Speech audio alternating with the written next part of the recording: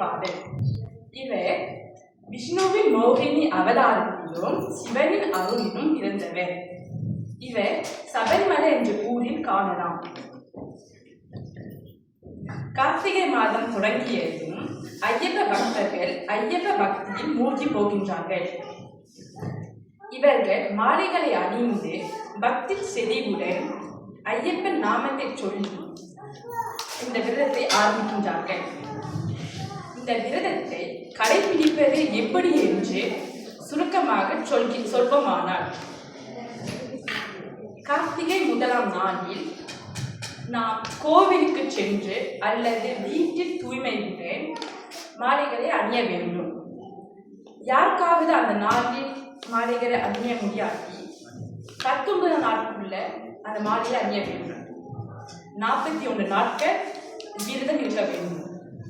108 துளசி மணி மாலையையும் 54 உதிராட்சி மணி மாலையையும் ஐயப்பன் திருப்புற படத்தையும் என்ற மாலைகளை கழுத்தில் அணிய வேண்டும்.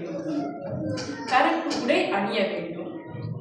அதிகாலையிலும் மாலையிலும் குளிர்ந்த நீரில் நீராடி ஐயப்பன் மனதார வேண்டி சரணங்கள் கூற வேண்டும்.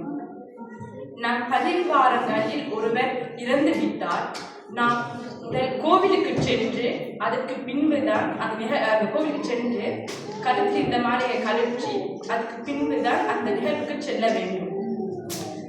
நாம் அந்த மாலைகள் காலத்தில் வீட்டு பெண்களுக்கு மாதவிடாய் ஏற்பட்டால் 7 நாட்கள் பின்புதான் அந்த நிகழ்வுக்கு 7 நாட்களுக்கு பின்புதான் அவர்கள் சமைத்த உணவை உண்ண வேண்டும். மாலைகள் அந்த பக்தர்களின் வீட்டில் உணவு உண்ணலாம். ஆனால் மற்றவர்களின் வீட்டில் பால் பழம் மட்டும்தான் உண்ணலாம். குழந்தை பிறந்த வீட்டிற்கோ செல்லக்கூடாது. நாம் மற்றவர்களுடன் கதைக்கும் பொழுது சாமி சரணம் என்று தொடங்க வேண்டும். அதே போல முடிக்கையும் சாமி சரணம் என்று முடிக்க வேண்டும். பெண்களும் மாலைகள் அணியலாம். ஆனால் அதற்கு சில விதிமுறைகள் உள்ளன.